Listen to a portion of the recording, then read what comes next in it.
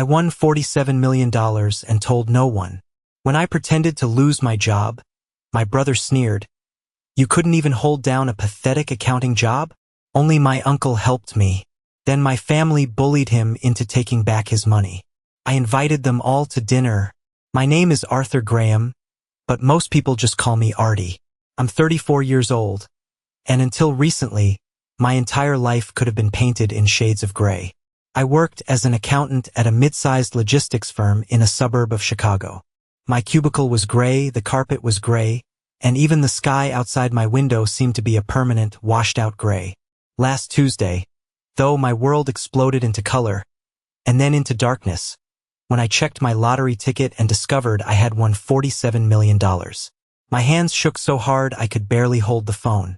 I stared at those 6 numbers, a sequence that seemed both alien and intimately familiar, and a wave of nausea and exhilaration washed over me.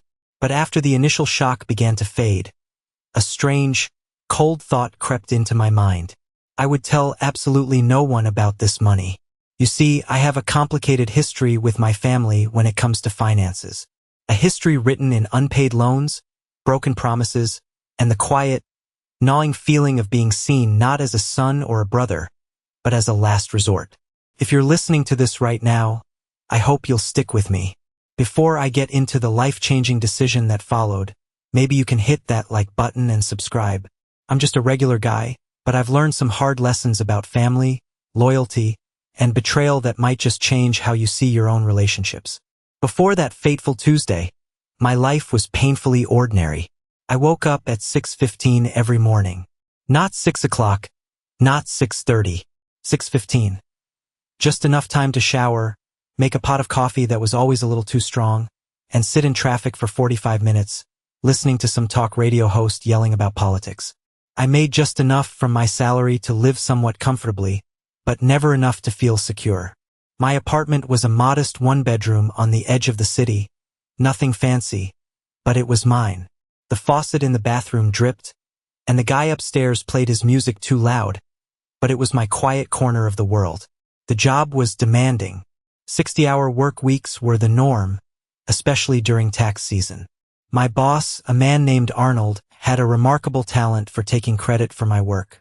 Just last month, I developed a new system for tracking freight invoices that saved one of our biggest clients a substantial amount of money. In the big meeting, Arnold presented it as his own initiative. I just sat there, invisible in my gray suit, nodding along. It was easier than making a fuss. That was my mantra. It's easier than making a fuss. I wasn't unhappy, not really. I was just numb. Stuck. I had dreams, of course. I wanted to travel, see the mountains out west, maybe even visit Scotland, where my grandfather was from. I thought about going back to school, getting a degree in history, something I was actually passionate about.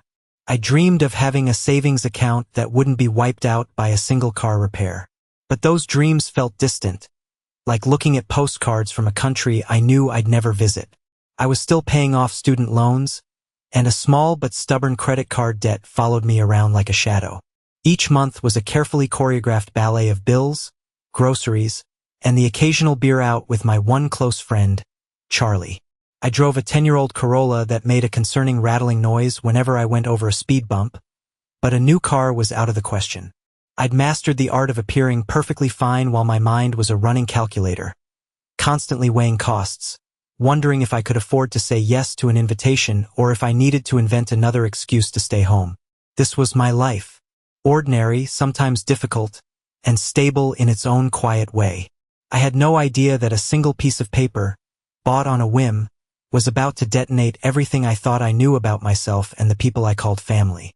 To understand why I made the choice I did, you have to understand my family. On the surface, we probably looked like any other middle-class American family.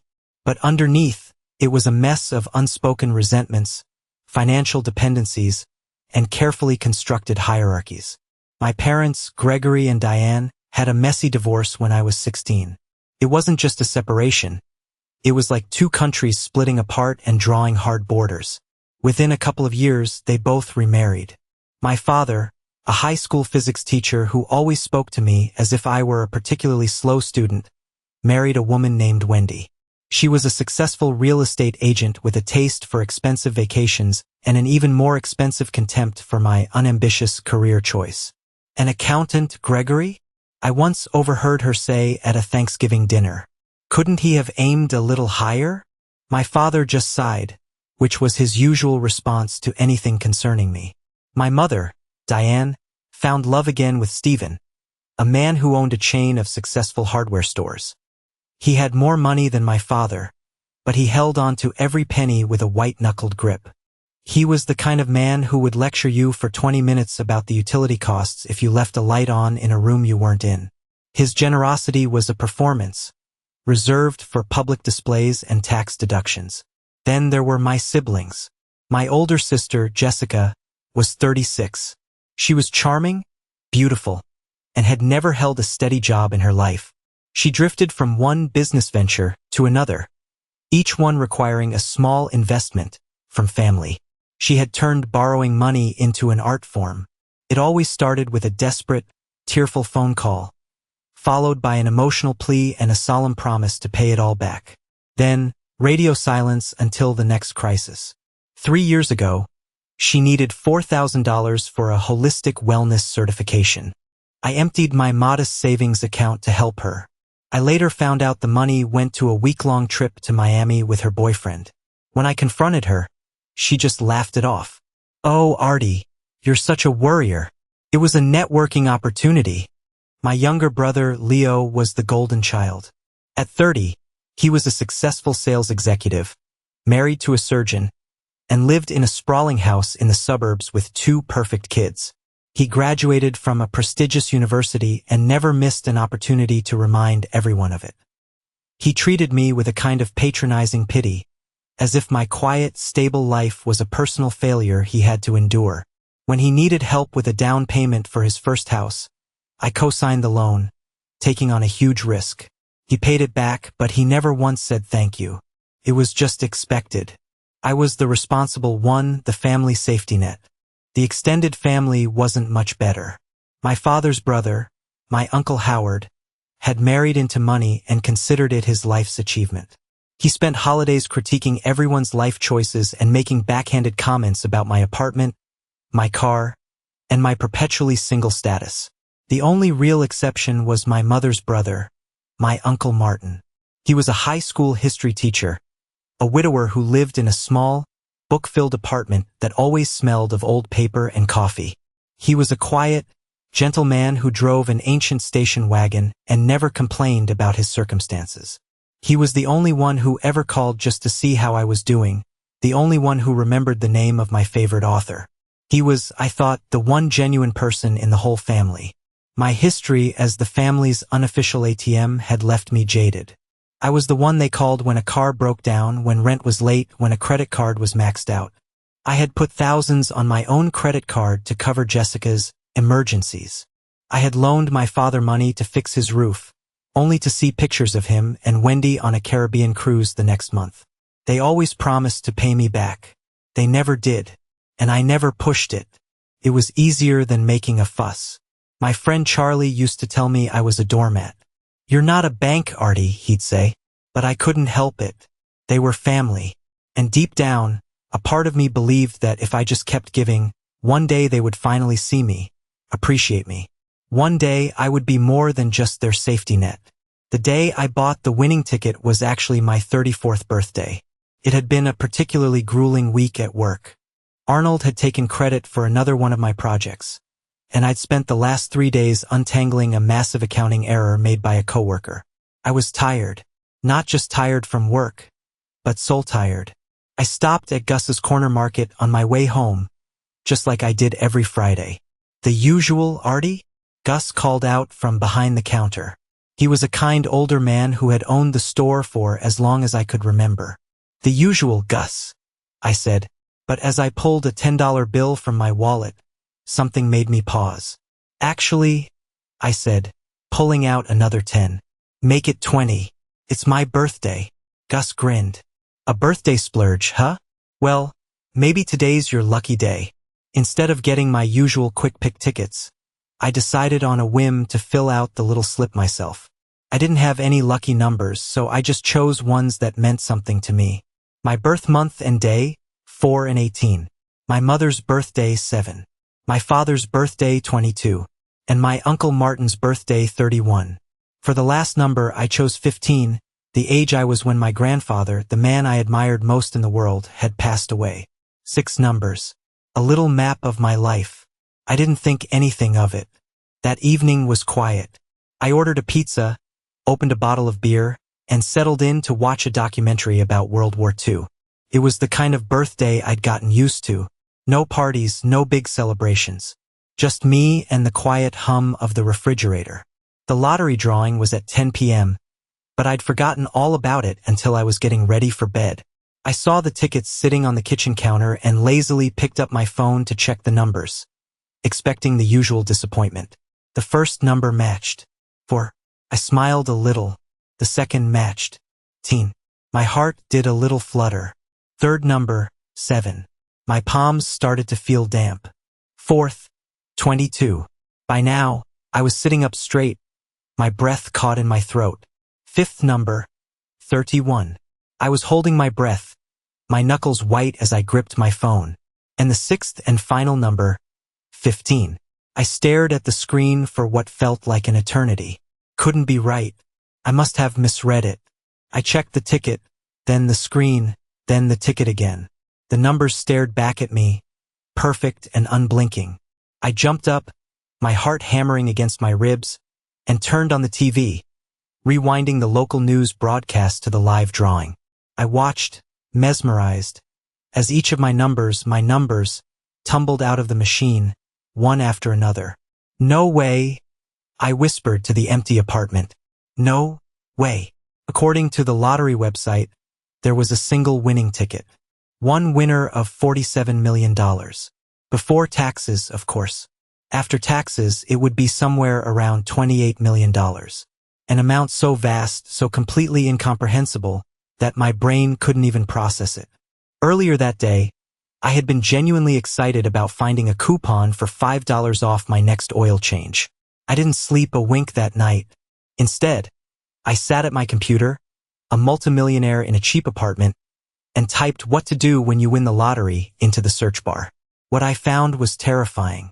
Story after story of winners whose lives had been destroyed by their windfall. Families torn apart by greed. Friends and relatives they hadn't seen in years suddenly appearing with sob stories and outstretched hands.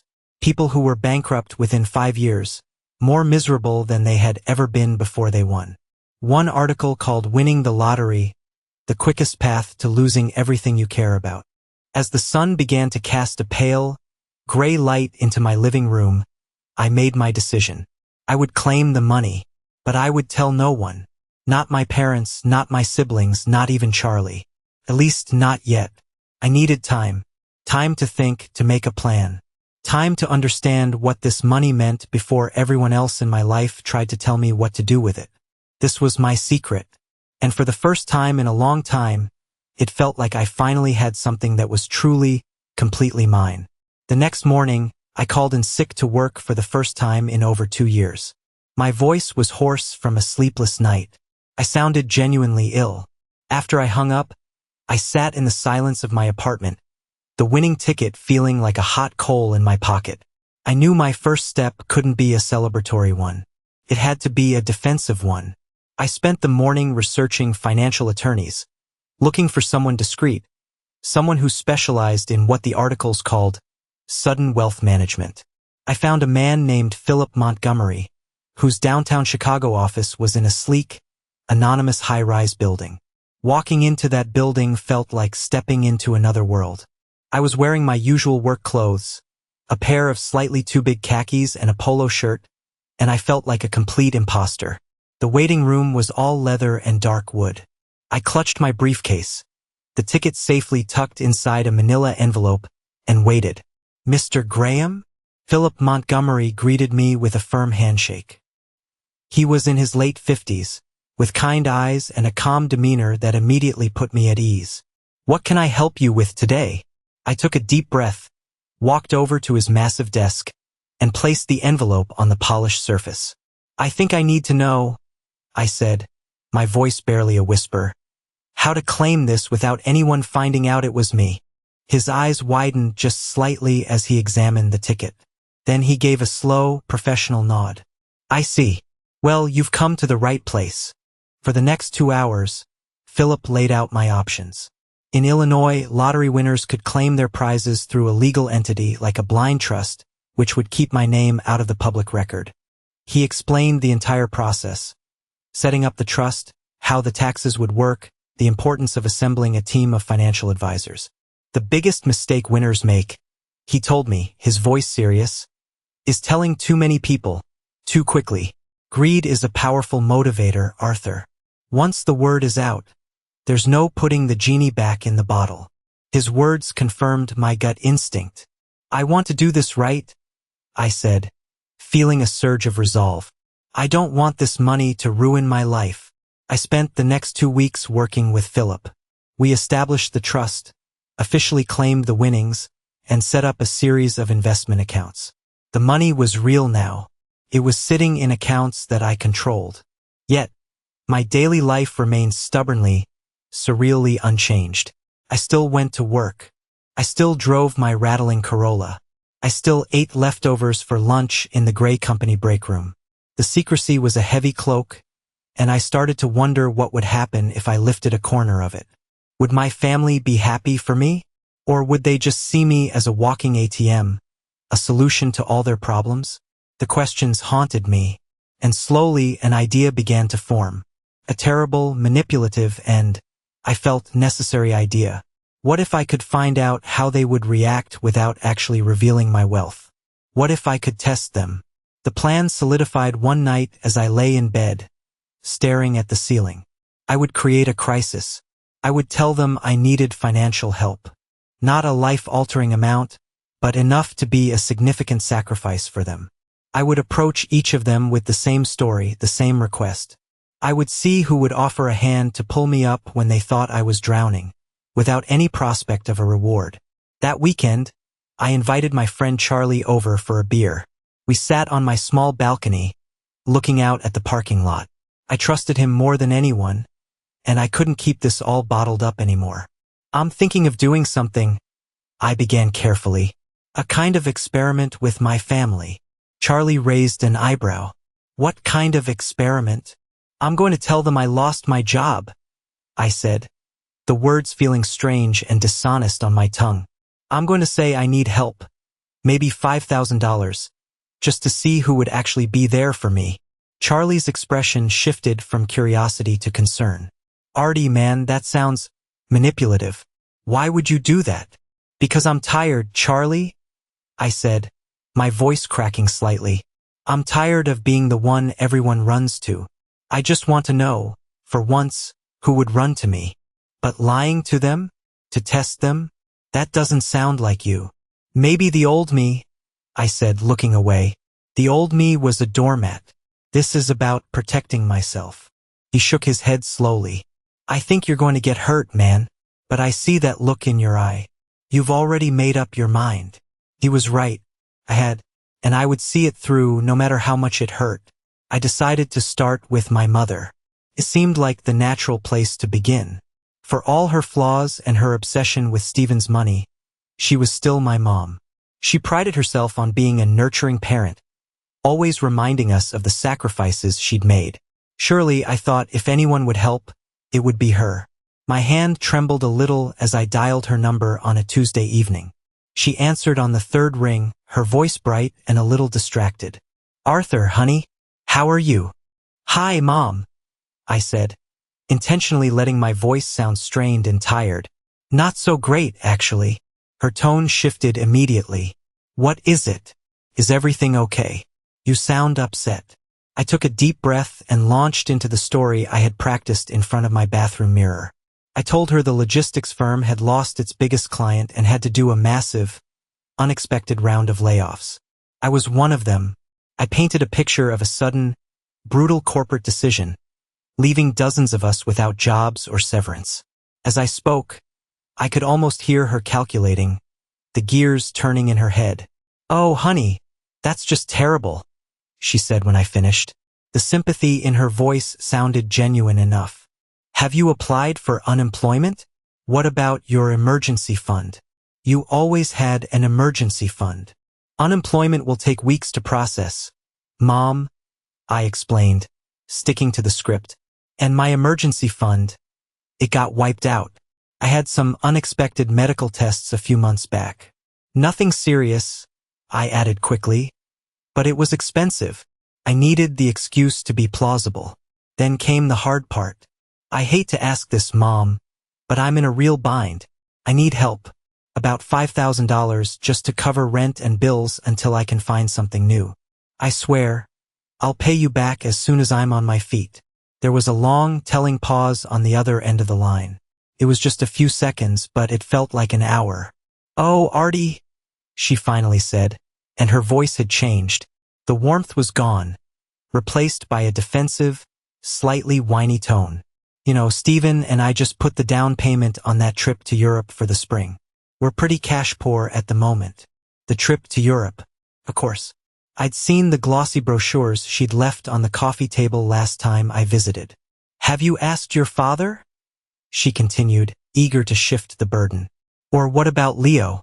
I know his wife makes very good money at the hospital. I was hoping to avoid asking Dad, I said, which was true. And Leo, you know how he is. Well, let me talk to Steven, she said, her voice non-committal. I can't promise anything, Artie. You know how tight he is with money, especially when it comes to, well, I did know. Steven had made it clear from day one that his financial obligations were to my mother, not to her fully grown children. Okay, Mom, just let me know, I said, my voice flat. I will, honey, and I'm so sorry about your job. But these things always happen for a reason. Maybe this is a sign you should look into a career that's a little more dynamic. After I hung up, I felt a familiar coldness settle in my stomach. She hadn't said no, not outright, but she might as well have. The "I'll talk to Steven" was her classic get-out-of-jail-free card. The next day, I met my father for coffee. I chose a busy, public place, thinking he'd be less likely to give me one of his classic lectures. I was wrong. You look tired, was the first thing he said as I sat down. I gave him a weak smile and ran through the story again. He listened with an impassive expression, his fingers steepled under his chin like a judge. When I got to the part about needing the $5,000, he leaned back and sighed, a long theatrical sigh of disappointment. Arthur, he began, slipping into his teacher voice, I have always taught you the importance of financial responsibility. This is precisely why I told you to have 6 months of living expenses saved at all times. What happened to that plan? Life happened, Dad, I replied, trying to keep the frustration out of my voice. The car needed a new transmission. The furnace broke. It's not always that simple. And now you expect others to bail you out, he said, shaking his head. What about your spending habits? Do you really need that apartment? What about that cable subscription? You need to cut back, son. Live below your means. For the next 20 minutes, he lectured me. Not once did he ask if I was okay. Not once did he offer a single dollar of help. I'd love to help you, son. I really would, he said finally, patting my hand in a patronizing gesture. But Wendy and I are focusing on our retirement accounts right now. We can't afford to dip into our portfolio. It would be financially irresponsible. This will be a good learning experience for you. Sometimes you need to hit rock bottom before you can start climbing. I just nodded, a lump forming in my throat. I had expected it, but it still hurt. He saw my struggle not as a crisis to be solved, but as a teachable moment. And I was the failing student. After the double disappointment from my parents, I steeled myself to call my siblings. A part of me, a small, foolish part, hoped they would be different. They were my generation. Maybe they would understand. I called Jessica first. She answered on the 5th ring, sounding out of breath and annoyed. Artie, what's up? I'm in the middle of something. I could hear music and chatter in the background. I quickly explained my situation, trying to sound as pathetic as possible.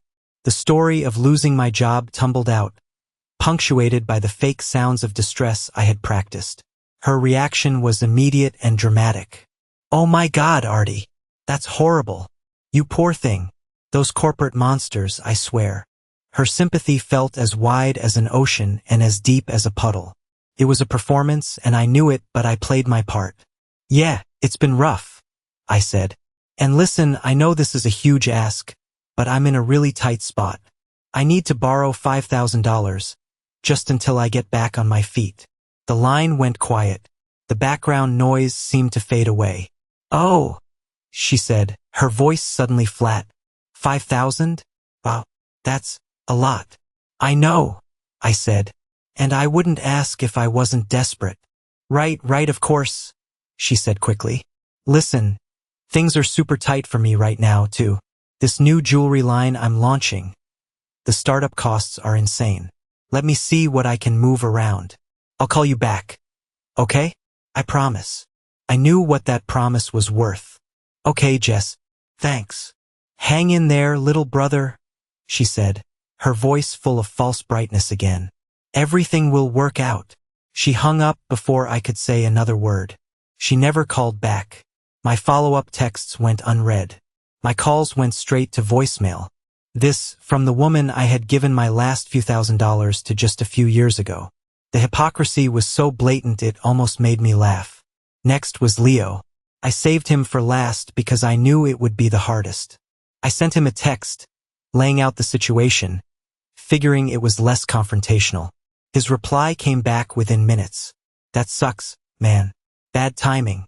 We just put a deposit down on a big family vacation to Hawaii. Can't help. Hope you figure it out." No sympathy. No questions. Just a flat, brutal rejection, sandwiched next to a brag about his expensive vacation. I felt a hot flash of anger crawl up my neck. I decided to call him. He answered, sounding irritated. "Artie? I'm in a meeting. I already texted you." "I know," I said, my voice tight. I can't believe that's all you have to say." He sighed, a sound of pure exasperation. "What do you want me to say? That I feel bad for you? Okay, I feel bad for you. But I'm not going to jeopardize my family's financial security because you couldn't hold down a job. Paul and I work hard for our money." Paul was his wife, the surgeon. He always made sure to mention her job. "I've helped you, Leo," I said, my voice shaking a little. "I co-signed for your house. I never even hesitated. And I paid the loan, didn't I?" He shot back. "That was a business transaction, Artie. This is charity. Look, I have to go." But he wasn't done. The next day, I got a call from my aunt. The grapevine, it seemed, was working overtime. "Arthur, your mother told me you lost your job," she said, her voice laced with a morbid curiosity. "Leo was saying it was because of some performance issues? That you were having trouble keeping up." My blood ran cold. He wasn't just refusing to help me. He was actively poisoning the well. He was crafting a narrative where I wasn't a victim of circumstance, but a failure who deserved his fate. It was a cruel, calculated move to justify his own selfishness. He was making my problem about my character, not about his lack of it. That night, I sat in my dark apartment and felt a kind of hatred I had never felt before. It wasn't just about the money anymore. It was about the casual, effortless cruelty of it all.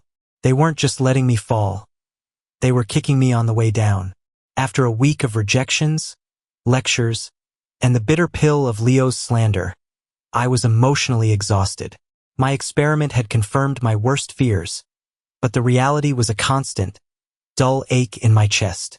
7 people, all of whom had asked for and received my help over the years, had turned their backs on me. I had a running tally in the back of my mind of the money I had given them. It was well over $20,000. Not a fortune, but it was my fortune, earned over years of 60-hour work weeks in a job I didn't love. And when I needed a fraction of it back, all I got was silence and judgment. I had deliberately saved my Uncle Martin for last. He was my Hail Mary. I was almost afraid to call him, afraid that if he too said no, it would break something inside me for good. I didn't think I could handle that final rejection. But I never had to make the call. On Friday evening, As I was microwaving a sad-looking frozen dinner, my phone rang. It was him. Artie? Son, I just heard from your mother about your job. Are you okay? His voice. It was the first voice all week that held nothing but genuine, unadulterated concern. There was no calculation in it, no judgment, no defensiveness. Just warmth. I had to clear my throat before I could speak. The emotion in my own voice was no longer an act. I'm hanging in there, Uncle Martin, I said, my voice thick. Listen, he said, his voice firm but kind. I want to help. Can we get some breakfast tomorrow? My treat, of course. The next morning, we met at a small, old-fashioned diner near his apartment. It was the kind of place with vinyl booths and waitresses who called you Han. Martin looked exactly as he always did, in a worn cardigan with a history book tucked under his arm. He gave me a tight hug before we even sat down. I'm so sorry about your job, kiddo, he said, looking me straight in the eye. That company never deserved you anyway. You're too good for them. As we ate pancakes and drank coffee that was probably brewed hours ago, he didn't lecture me or offer unsolicited advice. He just asked thoughtful questions. What kind of work would you really like to do if you had the choice?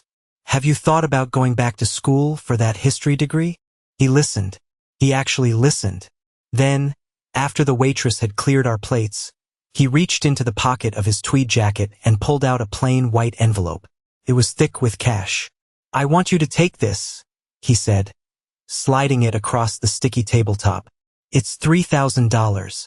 I know it's not the full amount you need, but it's what I could pull together. It should help with the rent, at least. I stared at the envelope, speechless. A wave of shame and gratitude washed over me so powerfully I felt dizzy. Uncle Martin, I stammered. I can't take this. This is too much. He pushed it back towards me. Nonsense, he said firmly. Family helps family.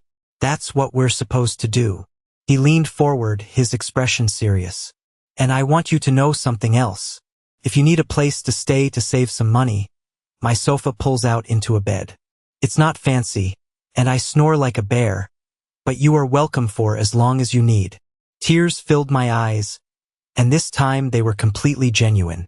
Hot, shameful tears for having lied to this good man, and overwhelming tears of gratitude for his unquestioning generosity. Thank you, I whispered. It was all I could manage to say. Now, don't you worry about paying this back, he continued, waving a dismissive hand. Get yourself back on your feet first. Find a job you actually like this time. Life is too short to be miserable. As we left the diner, he put an arm around my shoulder. You're going to be okay, Artie. You're a smart, capable man. This is just a bump in the road. Driving home, I clutched the envelope in my hand. $3,000. It felt heavier than the $28 million sitting in my trust account. The contrast between his response and that of the rest of my family was a physical blow. The one person with the least to give had offered me everything he had. And in that moment, I felt a flicker of hope. Maybe I was wrong about everything. Maybe family wasn't a lost cause. That flicker of hope I felt after meeting with Uncle Martin lasted for about 48 hours. It was a warm, comforting glow in the cold emptiness that had become my life. I started to think that maybe my experiment was flawed. Maybe I had been too cynical. Yes, the rest of my family had failed spectacularly, but Martin's kindness was proof that real loyalty, real love, still existed. I even started to plan how I would pay him back tenfold, how I would set him up for a comfortable retirement without him ever having to worry about money again. I would tell him the truth, I decided. He had earned it, but I never got the chance. The family grapevine, which had so efficiently spread the news of my failure, now began to buzz with the news of Martin's generosity, and they were not happy about it. It started on Monday with a call from my mother. Arthur, she said, her voice tight with disapproval. I heard what Martin did. I think it's incredibly irresponsible of him, and frankly manipulative of you to accept it. You know he doesn't have that kind of money to spare. He offered, Mom, I said, my defenses immediately going up. I didn't force him. You put him in an impossible position. He's too nice to say no. You should have been the bigger person and refused. she scolded. Then came the call from my father. I am very disappointed in you, Arthur, he said, his voice cold. And in my brother-in-law. You are enabling his financial irresponsibility, and he is enabling your lack of planning. This is a mess. The worst, however, came from Leo. He didn't call me. He went straight to Martin. I found this out later, but Leo, along with my Uncle Howard, decided to stage what they called a family intervention. They cornered Martin at his apartment on Monday evening. They told him he was being a fool. They told him he was throwing his retirement money away on a lost cause. Leo, with his perfect life and his surgeon wife, had the audacity to tell a man twice his age that he was being financially reckless. According to the report I would later read, Howard threatened him. He told Martin that if he continued to undermine the family's consensus by helping me, he would find himself uninvited to future holidays. They would make sure he wouldn't get to see his grandnieces and nephews. They isolated him. They bullied him. They weaponized the very family he cherished against him. On Tuesday evening, my phone rang. It was Martin. His voice was almost unrecognizable. It was small, shaky, and full of a profound, gut-wrenching shame. Artie, he began, and then paused, taking a ragged breath. Son, I need to ask you for something. I knew instantly what was coming.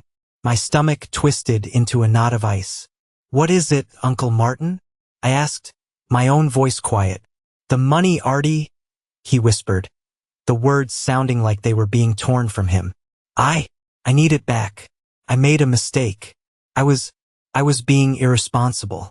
I can't afford it. He was reciting their words, their poison.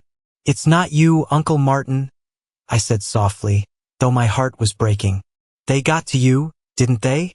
There was a sob on the other end of the line. They think it's for the best, he stammered. They're worried about me, and about you. They think you need to learn to stand on your own 2 feet. I felt a wave of nausea. They had taken this good, kind man and twisted his act of love into a weapon to use against both of us. They had broken him, and in doing so, they had broken me. The last light of hope in my world had just been snuffed out, deliberately and maliciously.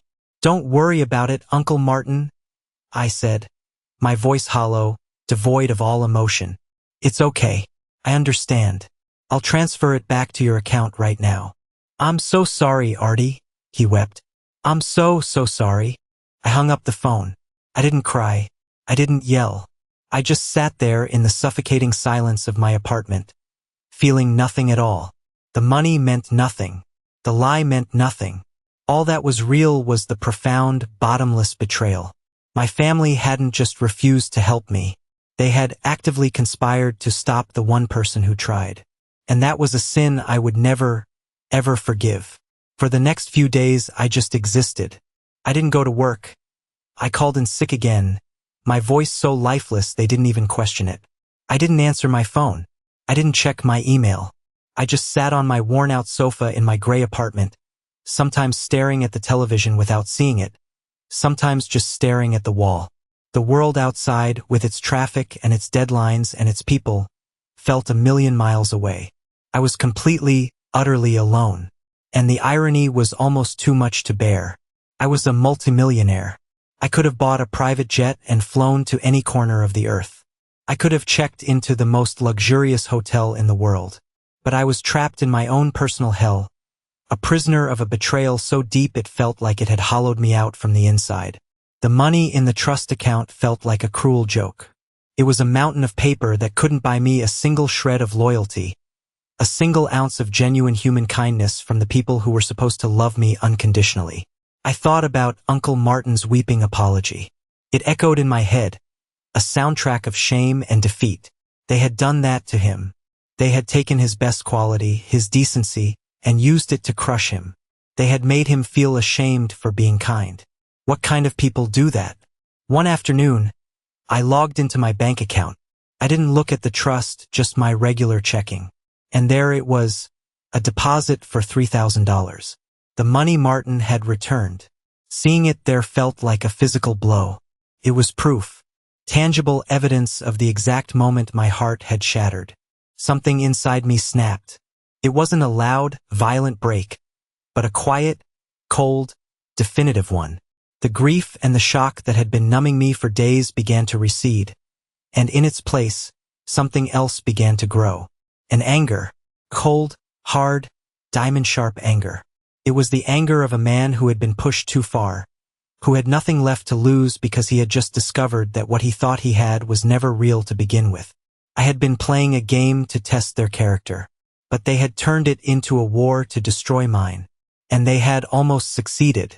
They had painted me as a failure, a loser, an irresponsible child who needed to be taught a lesson.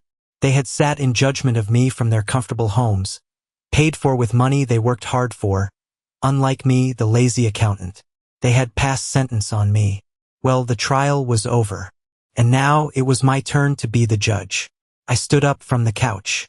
My legs felt shaky, but my mind was clear for the first time in weeks. I walked over to my laptop and opened it. I looked at the number in my trust account. $28,451,322.14. It was no longer a burden or a secret. It was a tool. It was power. It was justice. They thought I had hit rock bottom. And maybe I had. But they had made one critical mistake. They had no idea what my rock bottom was made of. I wasn't the same weak, accommodating Artie anymore.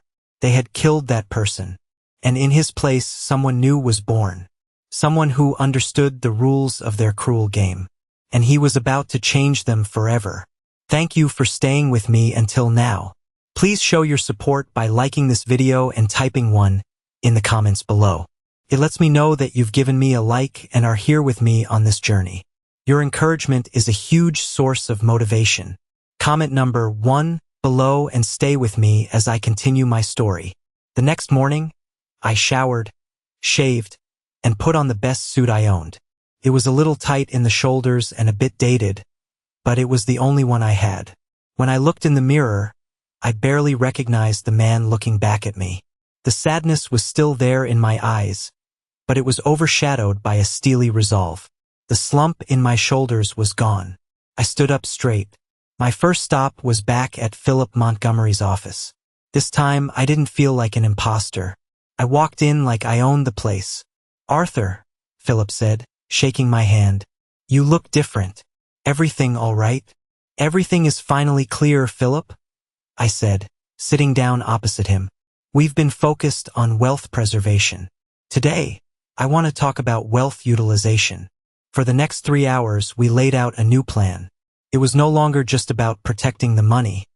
It was about putting it to work. I told him my idea. "I want to set up a charitable foundation," I said, my voice steady and sure. "A non-profit organization. I want to call it the Martin Foundation." Philip raised an eyebrow. "After a family member?" "After the only family member who mattered," I replied. "The foundation will have a very specific mission: to provide financial assistance and support to retired public school teachers who are facing hardship, people who gave their lives to educating others, only to be forgotten by the system. People like my uncle." Philip smiled, a genuine, warm smile. "That's a noble goal, Arthur. A very noble goal. We can certainly make that happen." We spent an hour hashing out the details of the foundation, its structure, its mission statement, its funding. Felt good. Felt right. For the first time, the money didn't feel like a curse. It felt like an opportunity to create something good in a world that had shown me so much ugliness. But that was only part 1 of my plan. "There's something else, Philip," I said, my tone shifting. "This is more of a personal matter. I need to hire a private investigator." Philip's professional mask slipped back on. "What for?" "A few days ago," I explained, keeping my voice even, "there was a family incident. A lot of pressure was put on my uncle to rescind a gift he had given me. There were threats, manipulation. I want to know exactly what was said, who said it, and who was there. I want a full report. I can recommend a very discreet and thorough firm," he said, already making a note. "Are you planning on taking legal action?" The word lawyer hung in the air. I shook my head. "No, not legal action. This is just for my own clarification. I need to know the facts before I move forward. I left his office with a folder full of new documents and the contact information for a man named Decker, the private investigator. As I walked out into the bright Chicago sunlight, I felt a sense of purpose I hadn't felt in my entire life. I was no longer reacting to my family's cruelty. I was building. I was creating. I was moving forward, but I was doing it on my own terms. My last stop of the day was my own office. I walked in, bypassed my gray cubicle, and went straight to Arnold's door. I knocked once and walked in. He looked up, annoyed. "What is it, Graham?" "I'm busy. I quit," I said. He stared at me, dumbfounded. "You what?" "I quit," I repeated, a small smile playing on my lips. "Effective immediately. I'll pack up my personal items now." I didn't give him a chance to respond. I walked back to my desk, packed my one plant and the few photos I had into a small box, and walked out of that building for the last time without a single look back. The gray world was behind me. Ahead, the future was an unknown color, but I knew one thing for sure. I would be the one to paint it. The weeks that followed were a blur of activity. Quitting my job was like taking off a heavy, wet coat I hadn't realized I'd been wearing for a decade. The first few days, I admit, were disorienting. I'd wake up at 6:15 out of habit, my body tensed for the daily grind, only to realize I had nowhere to be. I spent that first week just decompressing. I went for long walks along the lakefront, visited museums I'd lived near for years but had never stepped inside, and read books for hours on end. I was slowly, carefully, rediscovering the person I was before the job and the family drama had worn me down to a nub. My main focus, however, was the Martin Foundation. Working with Philip's team, we fast-tracked the legal paperwork. I appointed a board of directors, made up of retired educators and financial experts Philip recommended. I remained the anonymous benefactor, the man behind the curtain. I didn't want my name attached to it. The foundation wasn't about me. It was about honoring the one good man I knew. I also moved. My small, drab apartment held too many memories of loneliness and despair. I didn't buy a mansion. That wasn't me.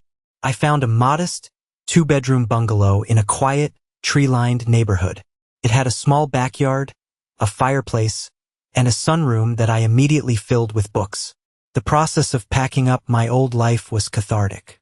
I threw out old clothes, old furniture, old reminders of a life I was leaving behind.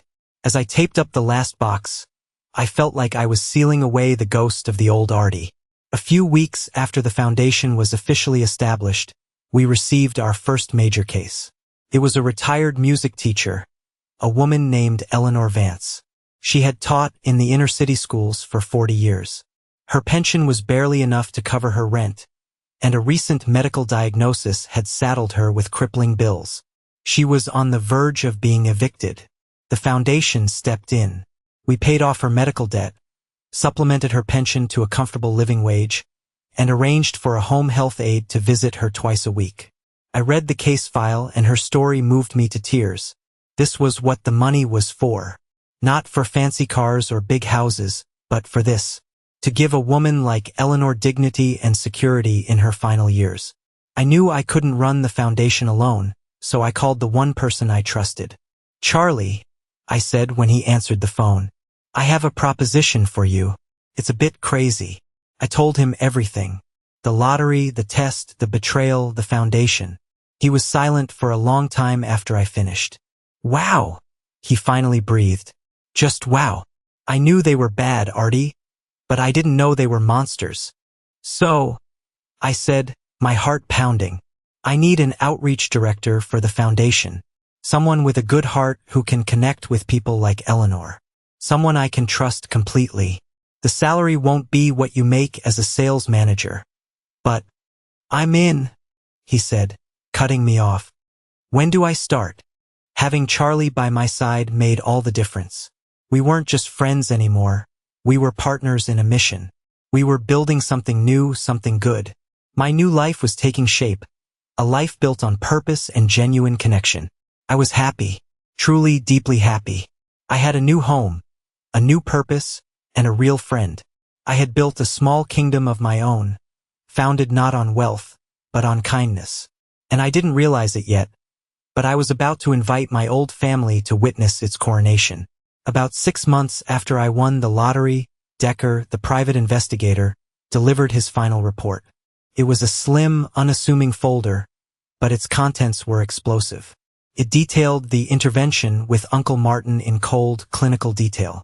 It included transcripts of text messages between Leo and my father, discussing how to handle Martin's misguided charity. It laid bare the full extent of their conspiracy. Reading it didn't make me angry anymore. It just made me sad. And it solidified my resolve. It was time. I spent a full day crafting the invitation. It couldn't be an email or a text. It had to be something formal, something that would pique their curiosity and set a specific tone. I had them professionally printed on heavy, cream-colored cardstock. The invitation read, "You are cordially invited to a private dinner hosted by Arthur Graham to celebrate a new chapter in his life. Your presence is requested on Saturday, the 18th of November, at 7 o'clock in the evening. The private dining room at the Astor restaurant." The Astor was one of the most exclusive and expensive restaurants in Chicago. I knew none of them had ever been there. It was a deliberate choice. Power move. I sent one to my mother and Stephen, one to my father and Wendy, one to Leo and his wife, one to Jessica, and one to Uncle Howard. Then, I wrote a separate, handwritten note for Uncle Martin. "Dear Uncle Martin, I know we haven't spoken in a while, and I understand why, but I am having a small family dinner, and it would mean the world to me if you were there. I need you there. There are things that need to be said, and I would be honored by your presence. Yours, Artie." I mailed them all and waited. The response was almost immediate. The family text chain, which I was still silently observing, lit up. "Jessica, did anyone else get this weirdly formal invitation from Artie? The Astor? How can he afford that? Leo, he probably put it on a credit card. This is exactly the kind of irresponsible behavior I was talking about. He loses his job and then blows money he doesn't have. My mother. Maybe he got a new job? I hope he's being sensible. Stephen and I will go, of course. I'm worried about him. They were all coming. Of course they were. The curiosity was too much for them to resist. They smelled drama, or maybe they thought I was going to hit them up for money in a fancy setting. They had no idea what was waiting for them. In the week leading up to the dinner, I felt strangely calm. The anger had cooled into a placid, determined resolve. I wasn't seeking revenge, not in the hot-blooded way one might think. I was seeking closure. I was going to hold up a mirror to them, and I was going to make them look at their own reflections. I had set the stage, ordered the meal, and prepared my script. All that was left was for the actors to arrive and play their parts one last time. The private dining room at the Astor was the picture of understated elegance. A long mahogany table, soft lighting, a single, tasteful floral arrangement. I arrived early and sat at the head of the table, nursing a glass of water, feeling perfectly calm. They arrived in a scattered, awkward procession. My mother and Stephen came first, looking around with a mixture of awe and suspicion. Then came my father and Wendy, my father looking stern, Wendy looking dismissive. Jessica arrived looking fabulous and bored. Leo and his wife were last, exuding an air of judgmental superiority. They all took their seats, the silence thick with unspoken questions. Then, the door opened one last time, and Uncle Martin walked in. He looked nervous, his eyes darting around the room, finally landing on me. I gave him a small, reassuring smile. He took the empty seat to my right. The dinner was a masterclass in tension. The food was exquisite, the wine was superb, but the conversation was stilted and painful. They asked me polite, surface-level questions about my new job, which I answered with vague but positive statements. "I'm consulting for a new nonprofit," I said. "It's very rewarding." They spent most of the time talking about themselves. Leo bragged about a recent promotion and the new college fund he'd set up for his kids. Jessica talked about a new influencer she was working with. My parents talked about their vacation plans. It was all a performance, a reenactment of every hollow family gathering we'd ever had. Finally, after the dessert plates were cleared, I cleared my throat. The room fell silent. All eyes were on me. "Thank you all for coming," I began, my voice even and calm. "I know you've all been very curious about my situation over the past few months, and I wanted to clear the air." I looked first at my mother. "Mom, when I called you and told you I had lost my job, you told me you were cash poor because of your trip to Europe. Thank you for showing me that a vacation was more important than your son's rent." Her face went pale. "Now, Arthur, that's not fair." I held up a hand, stopping her. I turned to my father. "Dad, you gave me a lecture on financial responsibility and told me hitting rock bottom would be a good learning experience. Thank you for the lesson." My father's face hardened. "You needed to hear it." I then looked down the table at my siblings. "Jessica, you promised to call back. You never did. Thank you for showing me the value of your word." She looked away, suddenly fascinated by her wine glass. "And Leo," I said, my voice dropping a little. "You told me you wouldn't jeopardize your family's security to help me, and then you went a step further. You told our relatives that I was fired for incompetence, to make yourself feel better about your choice. Thank you for showing me what you truly think of me." Leo's wife looked at him, her eyes wide with shock. Leo just glared at me, his face turning a blotchy red. "You see," I continued, my gaze sweeping the table, "I didn't lose my job. I was never in financial trouble. I was conducting an experiment. I wanted to see, if I had nothing to offer, who in this room would still see me as family." An uncomfortable, stunned silence filled the room. "And all of you," I said, my voice quiet but carrying the weight of a final judgment, "failed. Miserably. All of you except for one." I turned to my right, to Uncle Martin, who was staring at his plate, his face a mask of misery. "Uncle Martin offered me everything he had," I said, my voice softening. "He offered me his life savings. He offered me his home. He was the only one." I paused, letting the words sink in. Then I delivered the final blow. "But that wasn't enough for you, was it?" I said, looking directly at Leo and my father. "You couldn't just say no yourselves. You had to make sure he said no, too. You cornered him. You bullied him. You threatened him. You made a good man feel ashamed for an act of pure kindness." I pulled a slim folder from my briefcase and slid it onto the center of the table. "This is a report from a private investigator. It details every phone call, every text message, every word of your little intervention. I know everything." The color drained from their faces. The performance was over. The masks had been ripped away. There was nothing left but the ugly, undeniable truth. For a long moment, nobody spoke. The only sound in the room was the distant clinking of silverware from the main restaurant. They just stared at the folder on the table as if it were a venomous snake. It was my mother who broke the silence, her voice a trembling whisper. "Arthur, why would you do this?" "Do what, Mom?" I asked, my voice genuinely curious. "Hold you accountable for your own actions? I didn't create this situation. I just illuminated it. All of this," I said, gesturing around the table, "this was already here. I just turned on the lights." Leo finally found his voice, sputtering with rage. "This is insane. You lied to us. You manipulated us." "Did I?" I countered calmly. "Or did I simply give you an opportunity to show me who you are? You made your choices. I didn't force any of you to be selfish or cruel. That was all you." There were no more arguments. There were no apologies. There was just a heavy, suffocating blanket of shame. One by one, they stood up and filed out of the room without another word. My father wouldn't look at me. Leo dragged his stunned wife behind him. My mother was openly weeping. They left their half-eaten desserts and expensive wine on the table and scurried away from the truth I had served them. Soon, it was just me and Uncle Martin left in the quiet room. He hadn't moved.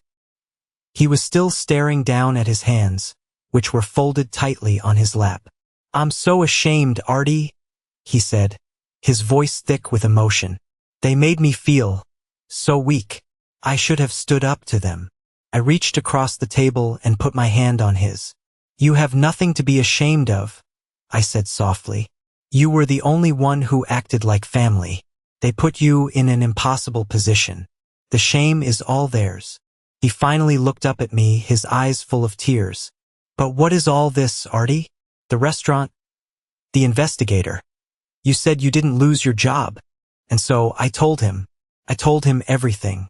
About the lottery ticket bought on my birthday. About the millions of dollars sitting in a trust. About the fear that had led me to the experiment. I laid it all bare. He listened, his expression shifting from confusion to shock, and finally to a kind of sad understanding. When I finished, he just shook his head slowly. "Oh, kiddo, what a burden to carry alone." "I'm not alone anymore," I said. I reached into my briefcase again and pulled out another folder. This one much thicker. I slid it over to him. "This is the Martin Foundation. It's a nonprofit I established a few months ago. It's dedicated to helping retired teachers, just like you." He opened it, his hands trembling as he read the mission statement. "I've been funding it anonymously," I continued, "but it needs a public face, a leader, someone with integrity and heart. I want you to be its chairman. It comes with a comfortable salary, a new car, and full health benefits." He stared at me, his mouth agape. "And one more thing," I said, pulling out a set of keys and placing them on top of the folder. "I recently bought a house, and it turns out the little bungalow next door just went up for sale. I bought it too. It's yours, if you want it." I thought maybe we could be neighbors. The tears that had been welling in his eyes finally spilled over, rolling down his weathered cheeks. He couldn't speak. He just gripped my hand tightly. And in that moment, in that quiet, empty room, I felt a sense of peace settle over me. My old family was gone, but a new one, a real one, was just beginning. The year that followed the dinner at the Astor was one of profound change, not just for me, but for everyone who had been at that table. I didn't orchestrate what happened to them. I didn't have to. It turns out that when your life is built on a foundation of selfishness and pretense, it doesn't take much for the whole thing to come crashing down. Karma, I learned, doesn't need any help. Leo was the first to fall. His wife, Paul, had been utterly humiliated by the revelations at the dinner. It wasn't just my story. It was the realization that the man she was married to was a bully who would emotionally blackmail a kind old man to save a few $1,000s. She saw him for who he truly was. The divorce was swift and brutal. With her salary as a surgeon and a team of cutthroat lawyers, she took him for everything she could. He lost the big house in the suburbs, custody of the children on weekdays, and a huge chunk of his income in alimony and child support. His golden boy image was shattered. Without his wife's money and social standing, he was just another divorce salesman with an expensive car he could no longer afford. Jessica's downfall was less dramatic but just as predictable. Her latest business venture, the jewelry line, turned out to be a pyramid scheme. When the whole thing collapsed, she was left holding the bag, owing thousands of dollars to angry investors, who were far less forgiving than her little brother had been. The last I heard, she had moved into a tiny studio apartment and was working as a waitress to pay off her debts. For the first time in her life, there was no family safety net to catch her. Perhaps the most satisfying collapse was that of my Uncle Howard. His wife, a quiet woman I had always felt a little sorry for, apparently had her own breaking point. My story, which she heard about through the family gossip mill, was the final straw. She realized she was married to a cruel, arrogant man. She hired her own private investigator. It didn't take him long to uncover years of infidelity and hidden assets. Their ironclad prenup worked both ways. He was thrown out of their mansion with little more than the clothes on his back. He had spent his entire adult life riding on his wife's coattails, and he learned the hard way what it was like to be on his own. My parents didn't have a dramatic fall. Theirs was a quieter, sadder fate. They lived on in their comfortable homes with their new spouses, but the illusion of their happy, blended families was gone. My mother tried to call me a few times, her voice full of a desperate, forced cheerfulness. I was polite but distant. My father sent me a stiff, formal email apologizing for his lack of judgment. I never replied. They had made their choices, and now they had to live with the silence that followed. They hadn't lost a son to tragedy or illness. They had lost him to their own indifference, which was a far heavier burden to carry. Meanwhile, my new life was blossoming. Uncle Martin moved into the house next door, and it was the best decision I ever made. He thrived as the chairman of the Martin Foundation. Having a purpose again gave him a new lease on life. He became a beloved figure in the community, the kind-hearted man who was giving a voice to forgotten teachers. Our foundation grew beyond my wildest dreams, helping hundreds of retired educators across the state. Charlie was a natural as the outreach director, and our friendship deepened into a true brotherhood.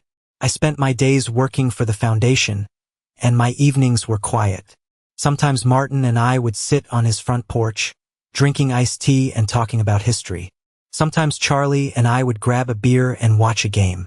My life wasn't flashy or extravagant. I still drove a modest car. I still clipped coupons out of habit. But I was rich. I was rich in purpose, in friendship, and in the profound, unshakable peace that comes from knowing who you are and what you stand for. It's been 2 years now since that fateful birthday. My life is unrecognizable from the gray, predictable existence I used to lead. I live in my cozy bungalow, and most mornings, I wake up to the sound of birds instead of an alarm clock. The foundation is my full-time passion, a living, breathing entity that does real good in the world. Just next door, Uncle Martin has turned his backyard into a spectacular vegetable garden. He spends hours out there, tending to his tomatoes and zucchini. His health has improved dramatically, and the constant worry that used to line his face has been replaced by a quiet contentment. He's the grandfather I never had, and the father I always wished for. We still have dinner together at least twice a week. Last night, as we sat on his porch watching the sunset paint the sky in shades of orange and purple, he turned to me. "You know what still amazes me?" he said, his voice thoughtful. "How differently everything could have turned out if you had just announced your winnings right away." I nodded, thinking about that alternate reality. "I imagine the family would have suddenly become very attentive and very loving," I said with a small, humorless laugh.